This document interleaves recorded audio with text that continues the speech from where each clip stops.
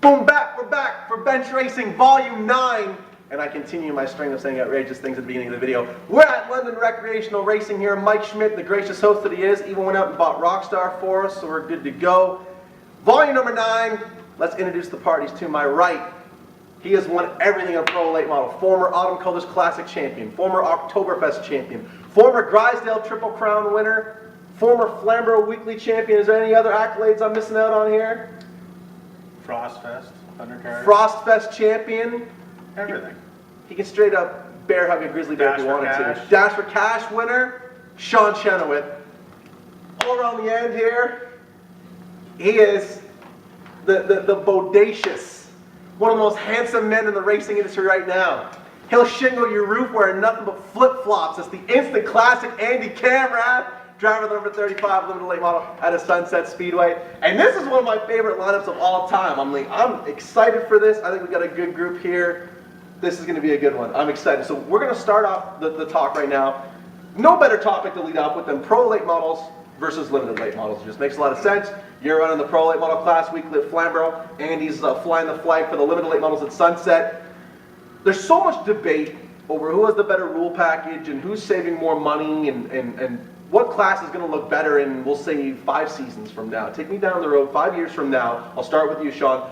What division is going to have the better looking package 5 years time from today?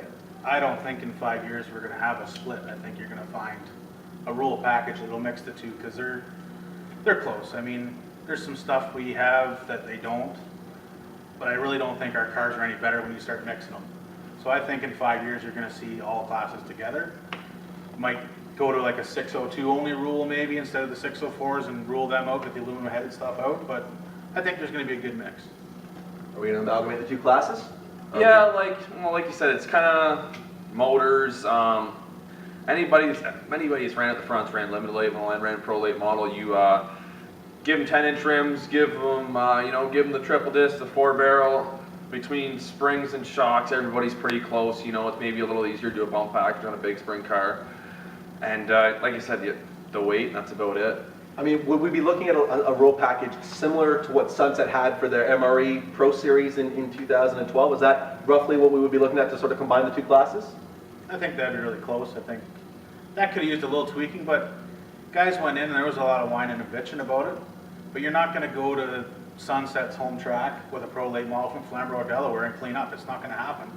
I wouldn't expect these guys to come to Flamboro and clean up. Maybe 2 or 3 weeks in a row showing up, then yeah, you're going to be competitive. But you can't go to another guy's track and just walk away with it. Now, at the time, you weren't a Sunset regular. You were still a Sauble regular, trying to figure out a Sunset setup package, and you fared fairly well in the MRE Pro Series. Did you agree with the rules? Or did a lot of guys felt as though it sort of leaned towards the limited late models? It gave them a bit more of an advantage over the pro late models. Were you in that school of thought? Well, it's like, I took a limited late model down there, ran pretty well with it. The belt motor, the crate motor, the 604, 602, maybe take Sunset out of the mix too. Sunset's not a motor track. Like you get guys like Walters and Bentley that run there every week. They know what they need for bumps. They know what they need for everything. Slam a 4-barrel and instead of 10-inch rims and take the weight out of them, they're just going to be that much better. When I went there with a pro late model, I was maybe a tenth faster than what they were on a limited late model. So. We fared it a little bit better because of the 10-inch rims of the belt motor and stuff like that. But like I said, it's 602 Sunset. You don't need much motor there. Now, if tracks across the province were to merge the pro late models and the limited late models, would that almost present an avenue in which a crate motor would be a must? I mean, could we see the total extinction of guys looking to run a built motor? I think if they want to keep racing strong, we need to go to crate motors. I know there's guys bitch about cheating and whatnot, but a 602 is what, $3,500? Yeah. I mean, I don't know what your build motors cost, but I know what I've had quotes on getting one. It ain't gonna. I'd have to quit racing. Like it's not gonna happen. And crate motor is the only way to go if you're gonna try to keep cars on the racetrack. Now you ran a built motor all year long at Sunset, and you were a strong runner. Didn't have any featured wins. I know that plagued you all season long, and you remarked to me several times post race. We've got too much motor. We don't need all the horsepower we've got. Are you still under the impression that a built motor is best for your program, or have you almost been converted? Are you a believer in the crate engine package now? I raced at Sauble for 6, 7 years in the late model, you need a built motor toggle. I think just because of the simple fact of the motor, the long straightaways, you're stopping and you're taking a straight shot off. Sunset, you got the banking, not a lot of grip, more of a momentum track. You don't need all that motor. It's hard to do on an 8-inch tire. I went from gear range all the way down from a 618 all the way up to a 666 in gear, just trying to find what works best. You try and dumb down the belt motor with gear, then you're losing what you're trying to achieve with a belt motor. Peterborough, 30 lap race, I think it's a belt motor. 75 lap race, I think it's a crate motor. Like I said, if I was to go back to Sunset next year, it's definitely going to be a crate motor. Now, Flamboro Speedway, are they not working overtime, pardon me, to find a way to sort of equal out the crate engine versus the built motor package? Were they not experimenting with headers on the crate engine a couple of years ago, or what was the package they were looking towards doing? It was a pilot project. I don't know if they're still doing it. They wanted to give them little clutches, which I think a lot of tracks done now. I think Barney's done it now. They gave them a little clutch, allows them to spin up a little bit quicker. To do the crate motor thing versus built motor thing at Flamboro, I don't think they should make the crate motor, let's say, a dominant factor, or even put them in the ballpark. Like they tried 4 barrels, they tried triple discs, weight. I tried a crate motor at the beach, and it's just like anybody else that's fast in a crate motor. It wasn't stock, and it still wasn't enough. That's what it was. 4 barrel, not headers. Sorry, engine guys. Flamboro has always been a crate-friendly track in terms of what they've been. They innovated the crate package for the Thunder cars, and now that it's utilized across the province, do you find as though they're pushing it as well for the late model division, the same way they did it with the Thunder cars 5-6 years ago? Yeah, they're still pushing it hard. We've only got 1 built motor in our late model class, and he runs good. Like Flamboro's a track you can use motor at, but when it comes down to it, I mean, we don't have a tire rule there, so if you can save $20,000 on a motor, that goes a long way on tires. And there's guys putting 4 new tires on every night, and with a crate motor and that tire that we're running, it's like a perfect package. You pretty much, when they got good tires, you can hold them tires wide open before the center of the corner off and just go. Now, we're looking at Peterborough Autumn Colors Classic, the Pro Late Model event. Both of you will be entered into that one. 113 laps. If you're running a built motor, is it that much tougher on your brakes and your tires as opposed to the guy beside you that's running a crate engine? I'd say yeah, like we were just talking about before we did the video. I need 5 tires. I don't go in with 4 tires invitational. I need 5 tires for my limited late. I need 5 tires for my pro late. When I go to velocity, I need 5 tires. Why? I'm going to turn 20 laps on that right rear tire in heat races, and you're trying to hook 400 plus horsepower up. It's hard on a right rear tire. So for the extra $160 is going to be for a tire, you're going to need it, and especially with Sunset, because I think you use a lot of that right rear to get the car into the corner. You start using that right rear up, you're going to be loose in, you're going to be loose off. Peterborough, I think it's going to be in the pro late model, especially it's going to be a little bit more crate motor deal. Now, if you're sizing a guy up in the lineup area, because I know that you're one that you'll go over the lineup board and see, well, who's in front of me, who's beside me, who's behind me, who do I got to worry about? If you're looking at a guy that's normally a strong runner, and you know it's a 113 lap race, you know he's running built power, do you know right away that his equipment's not going to be there for him the way yours is going to be there for you come lap 90 when it's get up and go time? If I have like a built motor guy in front of me, I try to make him work hard, like in the first 20 laps. Really push him, make him run hard, and hopefully use up that right rear, because I know the crate motor deal we're running, come lap 90 or 100, we're still going to have some right rear. So when we see them built motor guys, and I'm sure I'm not the only guy that feeds on that. I mean, I know in the limited late model race with his built motor, if I get behind him, I'm going to work him hard to see if I can get him to wear the right rear out. That's the only chance you got with a crate. If the guy that built keeps his stuff together, you're not going to beat it. I mean, 430 to my 325 crate motor, if he's still got tires, I'm behind him for good, I would say. Now, it's so interesting to talk about merging the 2 classes, because if we were to do so, getting a province-wide tour off the ground really would not be that hard. I mean, you get a nice sponsor, maybe London Rec, get Mike Schmidt on board, I don't know, spending more on Mike's money, why not? The more the merrier. Get a province-wide tour going, similar to what the All-Star Tour was, or if you want to follow the package that the Jegs All-Star Tour runs, something like that. I mean, if we were to do that, would we need to combine the classes to get a tour going? Is that the only way it could happen? I think you would. I think there's enough pro late models sitting to make a class, but I really don't think the guys are interested in running all the time. So you're going to need to make a rule package that if Andrew wants to come to one race, he's going to be there, but you're going to lose a guy I don't know, Mark Watson or someone doesn't want to show up to that one. So I think you need to make it so multiple guys can show up and run. You're not going to get the same guys every week. You see it in NASCAR. They Yep. have probably 35 cars. Maybe 4 or 5 of them are racing for points. That's right. So you're going to have 15 here, 18 there. Like, it's just, you need the options for guys to show up. There's no option to not coming. Is that the only way it's going to happen? I mean, could we do it with the MRE style rules when you blend the two classes? Could that work for an entire season, or would that create too many problems that we would have to just fully amalgamate the classes before getting a tour going? You know, I don't, like I said, you make the rule package right like MRE did on that tour. There's no big difference between a big spring to a coilover car. Like you said, it's give everybody pro shocks, give everybody maybe a steel body Penske or something like that, a lower grade one, and let's not go stupid with the shocks. Let's stick with maybe, okay, give everybody 602s or 604s. Make the weight right. I run a belt motor. I'm not a big fan of it, especially at Sunset. I love it at Sauble. I don't think belt motor is going to be the way to go, but you know, I don't think belt motor is going to be the way to go, but you know, we can see what happens in the future. Just they got to get something going soon. Now, I don't want to pick on the Pro Late Model Division because it really wasn't that long ago that Delaware Speedway's Pro Late Model Division was the high watermark. I mean, it was without question. I think it was opening night, and don't quote me on either 2007 or 2008. They had 26 or 27 cars just in a weekly show, and they flirted with that number pretty much all season long till the Great Canadian. Then guys got into one another. That the field sort of thinned out for the last couple of shows. What is it about the Pro Late Model Division that has allowed them to go from tracks averaging anywhere from 20 to 25 cars to the car count troubles that we have right now? I mean, Flamboro is averaging 12 on an average night. Delaware 14 or 15 when it's nice out. I mean, why, when you look at Barrie Speedway's getting 16 limited late models, Peterborough Speedway's getting 16 late models or limited late models, Sunset's getting 23 a night. Why is it that we have so many pro late models sitting, whereas the limited late models are still a viable package? I think when Delaware had that 26 car deal, they were in really good shape. What all these tracks have done, and they're screwing it up as far as I'm concerned, is they're allowing guys to open up crate motors. Delaware opened up a crate motor to an ASA rule, then they're allowed a Ford, then they're allowed this, that, the other. Sunset, I think you're allowed to do a little bit, not much, but I think you're allowed to get stuff, but rebuild it, which if Johnny's doing them all, fine, but for a guy that can't afford the rebuild, I don't care what they tell you, it's 20 horse. So if you're running a crate motor class and you want 20 horse, you need that rebuild.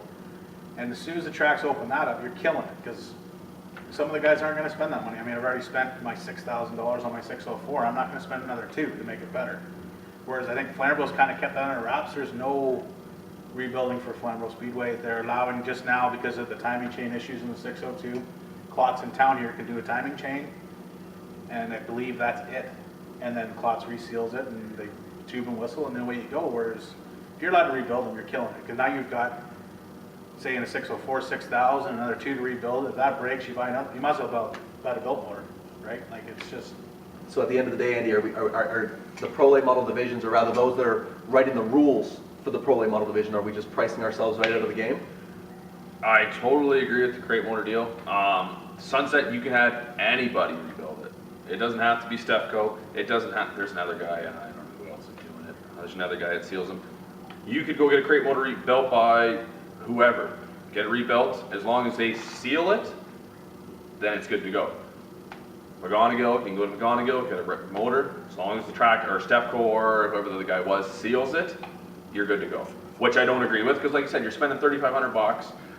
You're going to spend another 25 too. I spent 25 too on mine. You're getting more than 20 horse out of them, and get them through Teco easy. It's just a simple thing. They walk through, they see the tag. Okay, it's sealed. See you later. That is the biggest thing. Seal. See you later.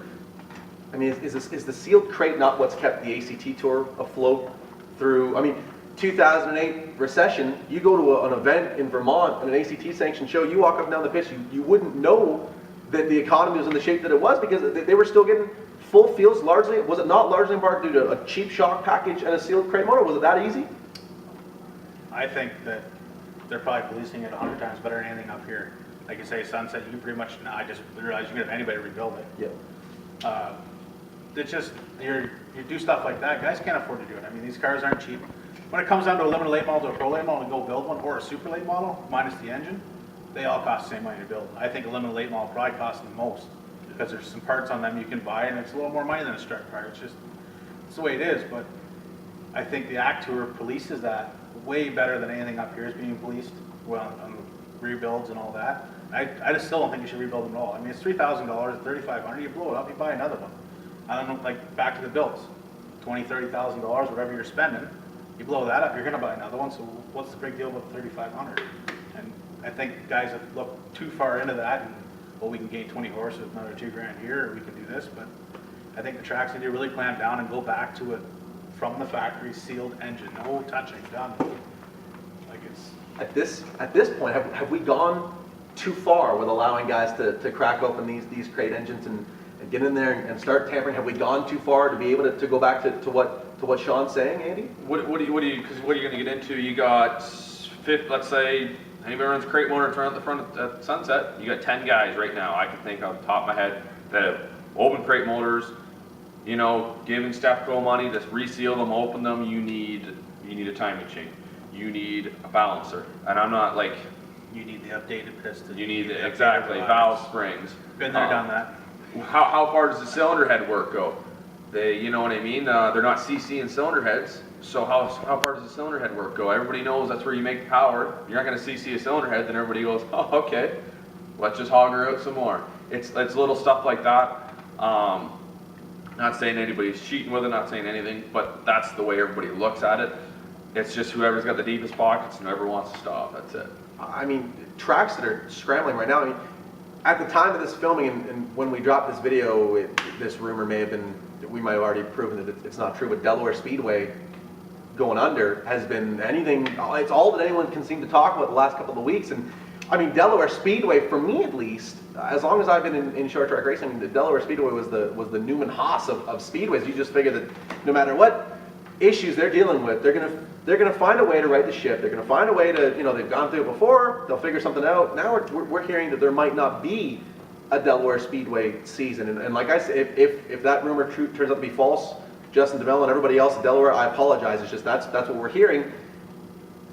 Is there a quick fix here? Is there something that Delaware could do over the off season to try to lower the cost and get the cars back, which in turn would bring the fans back through the front gate, or are they just spinning their wheels? Go ahead. I like, what was Delaware 3-4 years ago? You're filled with, you're right, you were filled with the Robleys, Kennedy, Sheridan, like, and let's say all still have cars. Yep, 40. Rob Clark, who had Jeff Sims' car. Yep, $40,000-$50,000 race cars. So if you want to go to Delaware, you're buying a car that's 2 or 3 years old. You're spending the money on tires. You're spending everything. So now everybody's, let's say that pot's kind of starting to dry up. Where's it going now? It's going to Sunset. Sunset, you got 10, let's say 10 cars there can win at any point in time, and they're not, let's say they're not $10,000, $15,000 limited late models. They're $40,000 cars. They're some guys spending $50,000 to buy a new car, and they're $50,000 race cars that you're bringing to the table. So what's everybody do now? They get scared of Sunset, to run Sunset because I can't run it. Same thing at the beach. The beach had, I'm going to pay $800 to win. You had good cars here. You had 16 good, solid guys. A couple guys left. Let's go to Barney. That's where the money is. You know, it's that constant turn. It's the rules package. It's everything. So if it's a cycle, does Delaware just have to sit back and wait for the scales to sort of turn in their favor? I mean, is that what we're saying they have to do? Like Delaware keeps adjusting their rules and they keep moneying themselves out. Like they introduced a new rule this year for a pro late model at 2,600 pounds, 60% lap 602. Well, that's fine, but now you've got a 70-pound heavier motor. Well, you're buying a new car to get to 2,600 pounds, so you haven't gained any ground. You're not going to be able to use up older cars. You're going to have to keep buying that $50,000 race car, and the money isn't there to do it. It's just, that car I'm running now, my white car, was built in 2002. Like, it's not new by any means, and if I had to buy a new one, we'd be done. Like, it's not going to happen. So let's talk crown jewel season. Playoff season. Autumn Colors is right around the corner. Oktoberfest. Frostfest is just emerging as just like, I don't want the race season to be over, but I can't wait for Frostfest now. The money that we're putting up for Thunder Cars and mini stocks at Flamboro I think is phenomenal. But I can't get into the crown jewel talk of the fall until I go back to what happened at the Gold Rush 100. And I don't think anybody watching this video, when they heard that Shawn Chenoweth was signing up to do an episode of bench racing, they were hoping that you could shed a little bit of light on what happened at the Gold Rush, maybe what happened in the week following, you know, if you went and talked to the guys that organized the event, what happened on the night of, and just sort of take me from there. Well, on the night of, it was pretty obvious what happened. We had a lot of guys, in my eyes, showing no respect. I mean, I understand that lap cars are part of racing. I have no problem lapping guys, but when the lap cars are taking the leaders out, there's no respect there. And I think that over the following weeks of that race, Flamboro's tried and talked to the guys that were an issue, and they're working towards a better deal with lap cars and trying to get them out of the way. And that night, well, it was the biggest kick in the nuts I'm going to get for a while, I hope. $10,000 out of your pocket. But it is what it is now. I'm calmed down from that. I don't know. I don't really want to go into it, to be honest with you. Nope, I had to ask. I mean, the people want to know. Now, you're no stranger to disappointment on your own. Now, it might not have been on a monetary scale of what Shawn had to deal with at the Gold Rush, but if I had you look back on your career, an Andy Kamrath, This Is Your Racing Life episode, and you look back at all the kicks in the nuts you've had, what's been the worst one for you? Probably the last 3 years at Autumn Colors. 2009 was my first year. I finished sixth. It's just a potpourri of misfortune. Oh yeah, I finished sixth, and had a good run. My first year there, I didn't have big motors. My first year with Shawn, he gave me a good piece. Went back in 2010, one thing, felt awesome. You do all the pictures. Ran a carburetor all year at Sauble. You get tossed at Peterborough with it. Okay, well then you go back the next year. I'm going to go back. I'm going to win again. Leading the race. Literally, as soon as I take the lead, clutch starts going out of the car, starts vibrating, and Chris got me with 5 to go or 10 to go or something, and finally she let up the ghost, and then... Chris Mitchell, by the way. Yeah, Chris Mitchell, and then I go back there again, 2012, with a new piece, with Shawn's piece. Says to me, you know what, I don't drive it like it's your own car, I don't care what you got to do, go out, run the front, lead it. The only person that had anything for me was Jason Parker, the only guy, and... he got wrecked. We were running good. I seen the caution come out, 3 laps to go, and picked something up on the racetrack and cut a right rear tire down and finished third. Is there a chance that your bad luck at Autumn Colors could be the work of a voodoo priestess? Oh. That's not a real question. I'm kidding. So I can't see your luck getting any better. I think two cars. I think the '89 team's ready to just extend that losing streak a little bit longer. Earlier in the season, you kicked me in the nuts pretty solid, so it's payback time, right? Do we throw a wager on this?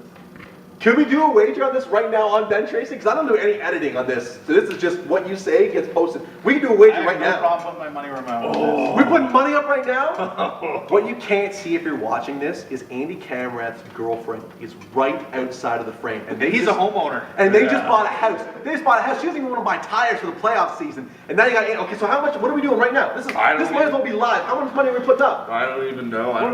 We could just do one of the races with the two. It's on tape. I got to do 2, because I think I got a bit better of a shot in the limited late model. That's a smart comment. And I think you got a bit better of a shot in the pro late model. So we're saying you take the 2, you add it up, you divide it by 2, lowest score wins? You can do that. How much are we putting up here? Oh, I don't know. This is live right now. Are we talking like $100? We'll do $100. I'm moving around. You want to shake on it right now? Go ahead and shake on it right now. Okay. Boom! $100 bet. There you go, bench racing fans. That's what we're going to do. And I will personally get a photo of the money changing hands at Autumn Colors and post it to my Twitter at It's Spencer Lewis. For all of you loyal fans, we're doing this big. Any bonus if I can win gold? Oh. I'd do the same for you. Andy Kamrath's girlfriend You Leslie win Pax gold? is off camera right now just freaking out about this. She does not want to award Shawn Chenoweth any additional money. I win both $100 at you if you win both. Okay. Okay? That's fair. I think that's fair. Leslie Paxton is going to have no couch. You know we're both going to get drunk on Friday and probably wreck on Saturday anyway, so. Probably. At which point I think the money should go to me as the host. Absolutely. Huh? All of a sudden I've got a sponsor for bench racing. It's alcoholism. Shift topics a little bit. Now, I'm happy with where we're at with the Crown Jewel season. We got a little bit of Autumn Colors smack talk. That's always good. Andy says he's not going to Oktoberfest, so that's a moot point. Does the 89 car have what it takes to win Oktoberfest this year? With the caliber competition that'll be at Flamboro, can Shawn Chenoweth go ahead and just waltz into Flamboro and get that Oktoberfest win again? Is the 89 car capable? Absolutely. If it keeps going like the rest of my season, The odds are definitely against me, but speed's there, and if we can keep the fenders on it, we'll definitely be a deciding factor in that race one way or the other. Now, unfortunately, you're not able to attend Sunset Speedway's Velocity event, which by the time we drop this video will probably have taken place already. Flamboro's point season runs late into the year, and that's my next topic is the weekly grind of racing. I've had Stomp and Tom Walters and Dwayne Baker both on bench racing saying that they would love to see a shorter season. Now, I would think you probably don't subscribe to that because you had a schedule this year. You sent me your schedule in March. It was 30-something dates. I mean, you're driving like a madman all over the province, wherever you can race. So would you sooner see a shorter schedule and be able to tour around, or are you all right with the 18, 21-week schedule that most tracks have for their championship?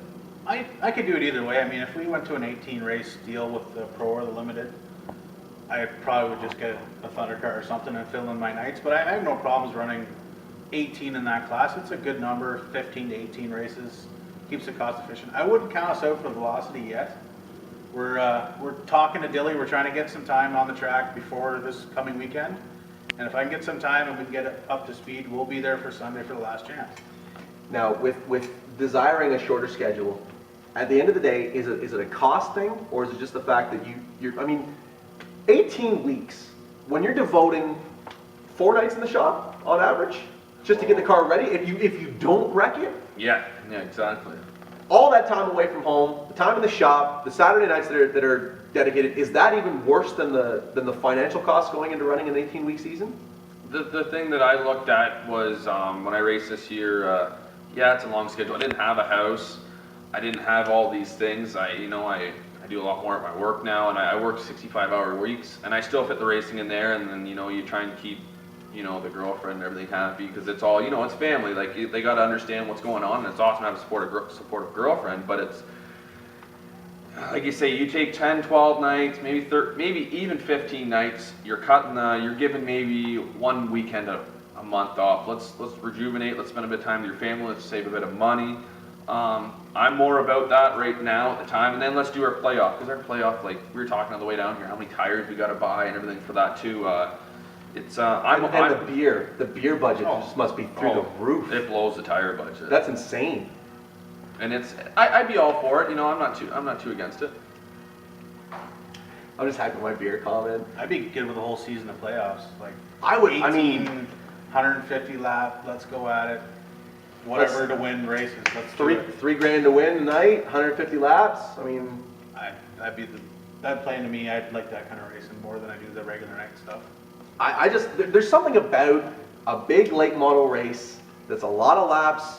If you gotta stage a B main to slim the field down, that much better. I mean, I love the feeling of a big race more than I do just a regular Saturday night show. I mean, you're an extended distance guy. You seem to shine when it's more than 50 laps. I mean, you must subscribe to the same sentiment as Shawn. Yeah, you run 30 laps. It's much. I don't mind a little bit of rub and race, and I don't mind moving the guy. I've been on both ends of it. But when you get 75 laps, you're gonna take we're like a Flamboro, no tire rule, no nothing. You're gonna take the guys that are just throwing tires in their car every night. Give them 50 laps. Give them 75 laps. That 4 tires ain't so much gonna help them. It's gonna let the better tires come to the front. It's gonna let the guys that spend more time in the shop come to the front. Because after 30 laps, you got brand new tires in the car. I don't care what anybody says. You're gonna drive to the front with a better setup car. Flamboro's got some work to do on tires. I think we were counting the other day. Not going into the playoff season, I've bought almost 50 tires already this year. So, and the Grisdale sponsors the track. That's great, but we need to figure out a way. And I've talked to John about it. Like, every track runs a Hoosier. We don't, which makes no sense to me. I don't know why we couldn't all be on the same program. I mean, when I go to travel, it's not just buying, 4 tires for that special event. I got to buy 8 because we don't have spares. We got a whole shelf of 10-inch spares, but I can't run them anywhere else. So that hinders a bunch. And I think if Flamboro could do that and get them the same tire program as, say, Sunset and Delaware with the 8-inch Hoosier, I think you're going to draw more guys to that track. As well as I might, hey, Flamboro did me wrong this week, let's load up and we'll head to Sunset next week and have a run, right? But when it costs me, I don't know what it is, $1,000 say to go to Sunset for one night, it's a pretty good chunk to go for a regular night worth of racing. I think it wants to pay 800 to win, and I'm not going to win, obviously. We're going around about 10th, I would think. Gary Elliott style. Read the beer. For what it's worth, if you were to come to Sunset for a night, I would buy you your first 3 dilly dogs. It's the official concession stand item of Sunset Speedway. Nominated by Speed 51 as one of the best concession stand items in North America. No big deal. Believe it or not, I don't eat at the track, Spencer. I don't. I do not eat race days. It's hard to believe. It's conditioning. I eat before, Do the same thing. on the Friday nights. It's go time. I've seen Andrew Kamrath pack away an entire rotisserie chicken on race day. I will, usually my 4 o'clock in the morning at the shop, I get home at about 5, sleep till 1 or 2, get up, head to the racetrack, hammer back a couple Wendy's meals, and then I don't eat at the racetrack all night. I think it's easy to tell young kids out there watching this, if you really want to become a race car driver, Wendy's, McDonald's. There is Taco Bell, there's all no that. conditioning routine whatsoever. I mean, we really don't, I can sort of, I walk around with a spare, 20 pounds or so, and I can be a fantastic host. Really, I don't have to worry about, I don't think I can do a chin-up to save my life. I just feel better at the end of the race, right? Look how much more I've sweated than everyone else. Makes sense It's to me. perfect. Looks like you're hustling that car. Even if it's not hard work, it looks like I did something. Bubba Pollard once told me that he could lose an easy 10 pounds on race day.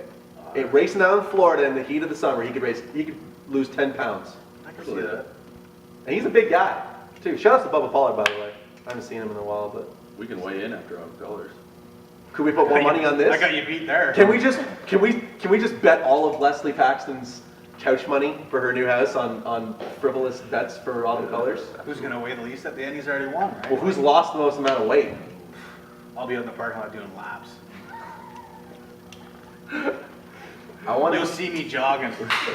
There I'll be, Smirnoff in one hand, and I'll be doing laps around the camping parking lot. Because I don't have nowhere to camp, so I gotta make my money back somewhere. I'm sleeping on someone's grass this year. I got no campsite. I've got a nice patch of grass right in front of my trailer for you. You can kick me, I'll be there. You got it. I want to get in your head a little bit about That's a bad Chat. place to go. Chassis superiority. Because off the top of my head, I think you're one of the only, if not the only person in the province that has a fully functioning McCall Racing Enterprise chassis, and right beside it you have a fully functioning Jeff Hanley chassis. Comparing the two straight up, what chassis, who has the better program right now? Right now, out of my 2 cars, I'd say my McCall car is really working really stout, but in my other car's defense, I've only raced it 5 times, and it's the 5 times I have raced it's been really good. I don't know, they do so much of the same things. I've been down and worked with Jeff, and I've worked with Mike a little bit on this other car. But then there's a few things that Mike will do that I've never seen Jeff do, and vice versa. When it comes to workmanship, and I'm not trying to knock McCall's, you're not going to beat a Jeff Hanley race car. I mean, they're the nicest built, prepared cars you ever see. I would put that up against stuff in the States, everything. It's just, he'll spend 3 hours fitting a pipe just so it looks perfect. On the support side, Jeff's only one guy. It's tough to get, when he's got 7 or 8 super late models running and someone wrecks, and I'm running a Flamboro and I wreck, I mean, it's tough to get in there, and that's kind of what we hit the header this year. He was actually going to work on my McCall car, but when it came down to a time factor, he was busy, and I'm like, well, I'm going racing. I going somewhere. I got a hold of Mike. He was heads over heels for it to help me out. I mean, I think he enjoys having a full-time McCall car at Flamboro, and if you compare it to my previous cars at Flamboro, it's hands down better than what I've had. Now, are you able to sort of look at, when you first got the car, when one of the cars first came into the shop, you see what one chassis manufacturer does, and are you able to sort of take little tricks from one car and try to apply it to the other, or does it not work that way? Both of my cars are set up pretty similar. Obviously my limited late model is a big spring car, but if you do the figuring out to the coilover rates and stuff, they're pretty close. And I was talking to Andy about my rear spring setup and my panhard bar and all that stuff, and he thinks I'm crazy. But both of my cars are pretty much identical and all that stuff, so it does work back and forth. It's just the workmanship in the Jeff car is second to none, and the support from Mike throughout the season is, you can't beat it. I mean, he's got a shop full of guys ready to go. Let's do it. Let's fix it if you break. Whereas Jeff's one guy. I mean, you can't work on everybody's race car. I was just fortunate enough to get in that program.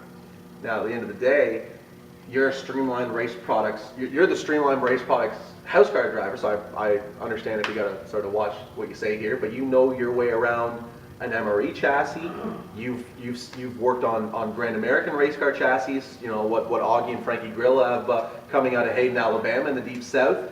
When you see some of the chassis that you're familiar with and compare it to what SRP, what Sean McWhorter and Streamline is churning out right now, is SRP right at the top of the heap as well? I think, you know, a lot of guys know what Sean's done down in the States. I think his time spent down with Augie was probably some of the best time the guy has ever taken in, best guy he's ever learned.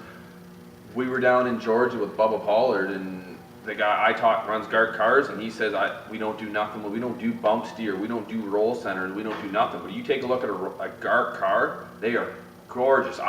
You say Hanley stuff's nice, I would put a Gart car right beside it and say, gorgeous race car. Sean's Mustang, gorgeous race car. You like Augie Grill and Frankie, they put, what's it, 50 cars out a year? Easily. You know, Sean's putting out, you know, 1 or 2, 3. He's another Hanley. He's only one man, and you know, he gets a couple other guys in there helping him in the shop. But Sean builds a gorgeous piece. Whatever he does, it's gonna take him a little bit longer, but it's a nice piece. And anything I've ever driven, I've driven McCall cars, the Delaware race. I've driven Chuck Lawler cars. My car's an old Chuck Lawler car. I've driven Sean's cars, and whatever Sean puts out of the shop, I've never went to Mike or anything, but whatever I've ever had underneath me, it's been quality.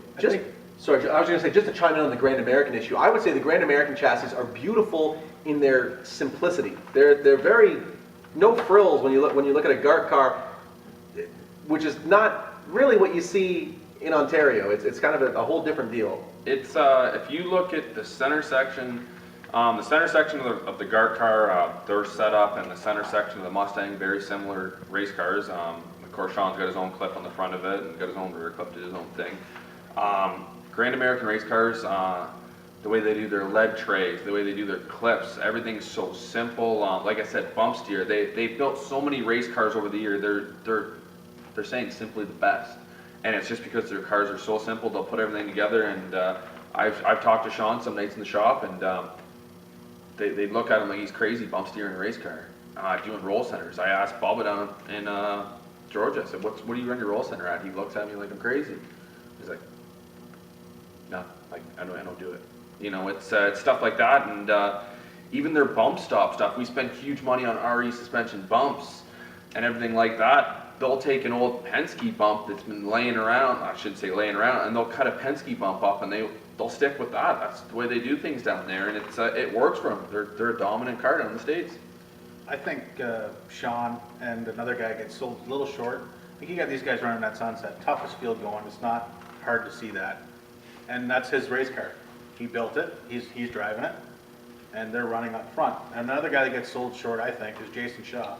Yes. Those two cars are built, and as far as I know, anything that he can build is built. He don't buy anything, and I race against that stuff weekly. You're not going to find better stuff. Like, it's just amazing how much stuff they do in their own shop, and with him and Sean doing it, those are probably the two best guys on their own program. I can't do it. I can maintain the car, I can hang bodies, I can make slight changes to try to improve it, but I can't build a race car. I'm not going to sit here and say I can. Maybe a Thunder car, but I mean, when you look at McWhorter's program and the Shaw program, they're up against, like, how many McCall cars are in the province? And Jeff Hanley and Junior Hanley have been building race cars for as long as they've been able to breathe. So to compete with that stuff, I'd say if, like you say, if Sean had 5 more guys working for him, there'd probably be 40 McWhorter cars out there. And if Shaw wanted to build race cars for a living, there'd be just as many, because those two guys have got, whatever they've got figured out, it's working. And it's working good. I would love to see Jason Shaw, and it probably won't happen because he's got Dale Shaw as the heir apparent to that racing team now, but if Jason Shaw were to pick up and say, you know what, I'm done active competition and just sit back and start building race cars, I would love to see what would come out of the Shaw Motorsports camp if they were doing it for a living. Because Ken Spiro once told me when he was still full on with the Shaw Motorsports program that Jason would build his own hood pins. He wouldn't go and buy a pack of hood pins. He would sit there, 5 or 6 hours and make a whole set.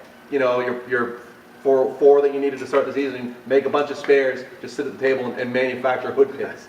When we crashed at the Drysdale race this year and wrecked everything, I get along with Shaw's pretty good. So I went down to see Jason, see if he had some parts so I get the thing back in the trailer. And he's like, well, I got nothing. I build everything myself. It ain't gonna fit your car. And it would, like, it's just, but I mean, everything. Like, if you can think of it, they build it. They don't, obviously their hubs and stuff, no.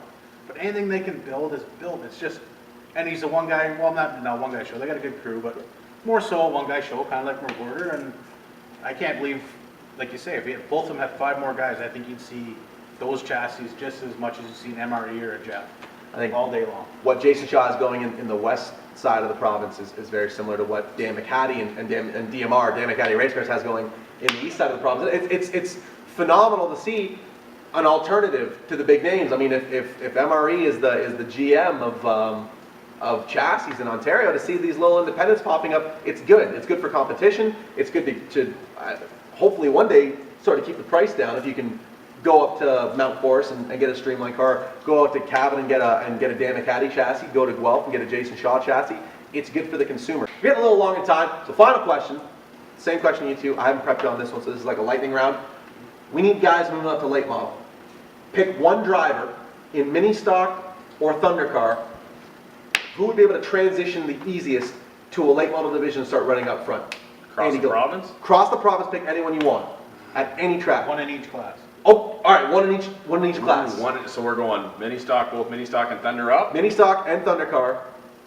Pick them up, put them in a late model. Who would be able to compete with the big dogs fastest? Yeah, mini stock, and it's kind of biased, I have to say, Warren, he's helped me out a lot. He wants to know everything. He's told me, he's like, if I had the time and I had the money, I'd do it. And I think he would progress really fast because he likes to listen, he likes to learn. He really good. For what it's worth, I actually almost instituted a no brother-in-law rule, because that's kind of similar to when Lane Zardo said that Billy Zardo was the breakout star of 2013, and I think you could actually hear me roll my eyes on the camera. Yeah. But I'll let you keep that one because we're getting a little long in time. Thundercar, go. Thundercar, ooh. I don't want to say Randy Rustall. He's smooth. He is smooth. He's got the best of the best stuff out there. I don't want to knock the guy for anything. I think I'd love to see him compete against him. Yeah, exactly. I'd love to see a bit of better quality. So for Thundercar, Todd Davenport. Todd Davenport in a late model, I think, would be phenomenal. And Todd is probably as a fan, probably one of my favorite drivers to watch anywhere in the province. You stick him deep in a field at any track, he will find a way to get to the front. So those are two good selections. I mean, he picked his brother-in-law for mini stocks. Oh, I'll give him like a 5 out of 10 there. But Todd Davenport was a good one. You can't pick Davenport. Start with the mini stocks and take me to Thundercar. Mini stocks is easy for me. That'd be Dave Bailey. That guy can wheel. I'd love to put him in one of my cars at any time because that guy can wheel anything. And a Thundercar, that's a tough class. I think that Lapsevich kid would be a pretty good choice. I really do. And I haven't even really seen him race that much, but the little I have seen him race, he's going to get it. He's got a lot of promise. promise. He's going to figure it out, no problem. That would be my two. That's a good. I mean, I think Dave Bailey in a late model. You give him about 4 weeks in a late model. I think he'd be right there. 4 laps. I mean, it's just. I would kill to see Dave Bailey in anything, and I'm looking right at the camera. Like, somebody please Buy the tires. I'll put them in an Oktoberfest. Can we just find a way to bet Andy's money and have Andy buy the tires? You're going to buy the tires for Bailey too? You don't even need a couch in your living room. Just give Dave Bailey the money for tires. Couch for next year, right? Yeah, no, exactly. That's an off-season I'll thing. throw a stump in the living room. Perfect. Leslie Pax off camera right now, freaking out. I just want to thank you guys for stopping by and doing this. This was a phenomenal episode. Got to thank Mike Schmidt, London Rec, for offering up his humble abode. He even went out and bought a whole case of Rockstar for us. We appreciate that. Well, I appreciate that. Make sure to follow us on Twitter. How many followers do you have now? 153? See, he picked up 53 followers since the first time he did bench racing. Yep. That's a true story. So thank you, folks.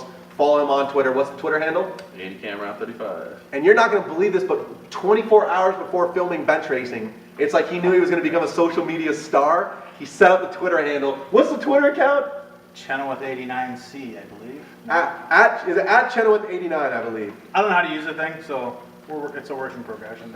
He's going to be on there saying funny things, even if he doesn't know how it works. Make sure you follow him. I followed him within the first 5 minutes of him having the account.